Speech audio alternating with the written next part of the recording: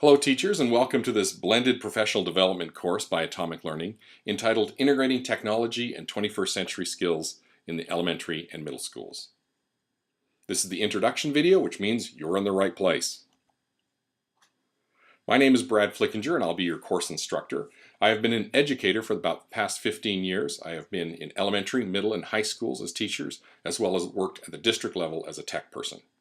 Now, I work currently as an elementary teacher at Bethke Elementary, and I teach technology there, as well as working as an integration specialist for technology all throughout the country. Now, the great thing about what you're doing is it's a blended course, blended courses kind of take away all the bad online course ideas that have been kind of floating around for about the past 5 years, and I think we've all had to experience those. Blended is fantastic because it kind of tries to get the best of both worlds. So we have the blended portion, which is online, and that's where you're at now. And you can do that when you want to do it. Just pace yourself out, and you can do it at home, do it during your planning period, do it on the bus if you've got Wi-Fi, those type of things. So that's the online portion. And then there is the offline or the face-to-face portion, and that's when I come out to your district and we just get things done. We work in groups, we share ideas, we have presentations for you and examples to show you, and it's great. And so that's really the best of both worlds. So it's not long face-to-face time and it's not long online time. It's kind of taking the best parts out of both and making a course material out of it. Now, everything that we like to do in our courses is standards-based. It's researched and standards-based, not only for the students, but also for the teachers. And you will kind of hear me and see me go back and forth to these so that you know that what we're doing has been proven and it's what the students need today. Now, this is absolutely important, and that is I respect you as an educator and your time. So if you ever come across elements in here of pieces that you've already seen or things that you already know how to do, you're allowed to skip over those. So if there is something in the course that's about using Twitter and you've been using Twitter for 3 years now, obviously you don't need to go through the beginning Twitter videos or anything like that. So please always remember that I absolutely respect your time, and if you get to portions in this course that you've already kind of you're familiar with, you're certainly allowed to skip over those as a respect of who you are and the time that you have. Now, I've got a couple of points of advice to really help you get the most out of this course. The first is do not take any shortcuts. Now, remember what I just said about respect your time? Well, that's not a permission to just say, oh, I'm not interested in this, not interested in that. No, it's not about interest, and trust me, I've picked some of the best things out there on the web and documents and videos to watch. So try not to take any shortcuts. Watch what you need to watch and participate in the discussion boards, because in the end, this is going to help us all get on the same page. So when I come out to the district, we don't have to do some catch-up work. Everybody's going to be talking the same language, and we'll be able to really move forward fast because we use the same terms, we have the same ideas that are backing what we're doing. The next thing to do is schedule time. The online portion is only about 2 weeks, and it's anywhere between 3 and 4 hours. So you'll want to make sure that you've put time aside to do that. So maybe it's every other night and get it done the first week, or maybe you can only work Wednesdays on it. So you'll want to do maybe 2 hours one Wednesday, 2 hours the next Wednesday. But don't wait until the last minute, because you're going to just show up on the day in district that I come, and it might be a little bit too overwhelming because you've just spent the night before trying to get it all in there. And we know that as teachers because we tell that to our students all the time. So just schedule some time appropriately.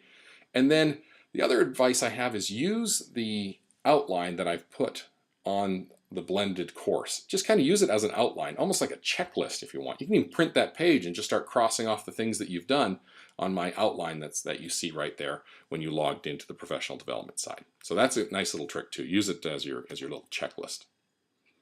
Now, we will be setting up things, a Twitter account and a Google Docs account, but we won't use those until we do the day in district. So if you set those up and you're kind of going, okay, why do I have these? He's not said anything about it. It's because we're going to use those later on. Now, as far as your instructor, I love it when people upload photos to their profile pages. It kind of just puts a face with a name, and I feel a little more personal. I'm out here in Colorado, and you're in different parts of the country, so it's just great if I can see a face that goes with the profile. You don't have to do it, but I like it that way. And the other thing is take lots of notes. So when you watch a video, take notes about things that make you mad. Take notes about things that you want to bring into your classroom or questions you want to ask me when I show up in district.